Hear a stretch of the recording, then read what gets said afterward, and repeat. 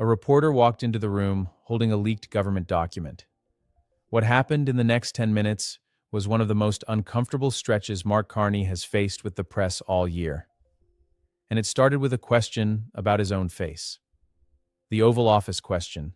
The first question set the tone. A reporter asked Carney directly what was going through his mind while sitting in the Oval Office, watching Trump talk about erasing the artificial border between the two countries and openly criticizing the previous Canadian government.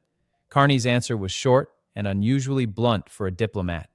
Canada is not for sale, he said. Not now, not ever. He drew a careful line between what he called the president's wish and the reality on the ground, making clear that no amount of repetition changes what Canada is willing to accept.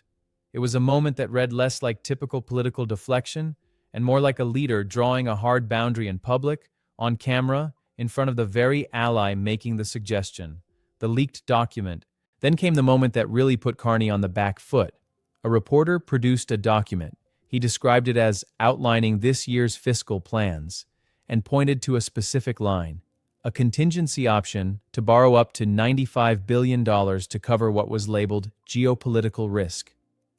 The question was pointed. In the middle of delicate trade talks with the United States, why would the government need to set aside that kind of money? Carney didn't confirm the specific figures, but he didn't dismiss the concern either. Instead, he widened the lens. The world, he said, is in the middle of a trade war serious enough that the U.S. Federal Reserve itself has warned about stagflation, inflation rising while growth slows. Add in active conflicts around the world with real consequences for commodity prices and global supply chains, and Carney's argument became simple. Any responsible government plans for the worst case. Not having a contingency plan in this environment would be the reckless choice, not the cautious one. The 24 Sussex Drive question. Next, a reporter raised a question that clearly touched a nerve. Why is the government running a public fundraising campaign to help pay for restoring 24 Sussex Drive, the Prime Minister's official residence, at the same time hospitals, universities, and charities are competing for the exact same donor dollars? Carney's answer reframed the entire premise. This isn't the government redirecting money away from charity, he argued. It's Canadians choosing, on their own, where to put their support, the same way people choose where they shop or where they travel. He was careful to note this was a response to unprompted public interest in supporting the project, not a government ask competing with hospitals. Then he turned the moment outward, addressing an American reporter directly and, through him, an American audience. Canadians, he said, are increasingly making decisions. What they buy, where they travel, who they support, based on backing their own country. It was a message clearly meant to travel well beyond the room it was set in, Brussels or Washington. The sharpest question of the day came almost as a throwaway line. Does Carney feel more comfortable in Brussels than in Washington? He deflected with a joke about the weather. Dinner in Washington in the summer heat versus a cooler evening in Ottawa, but then pivoted to something with real substance.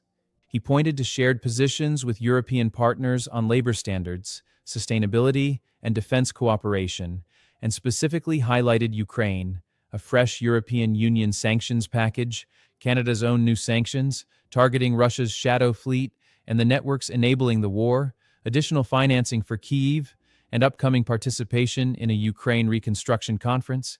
His framing was clear. Comfort isn't about geography, it's about which partners actually follow through when it counts.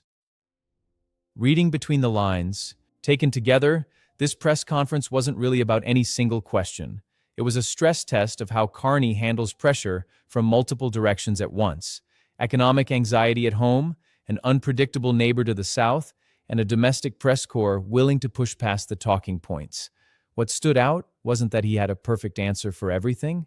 It's that he didn't retreat into vague diplomatic language on any of it, not on the border comments, not on the leaked budget document, not on the residence funding question.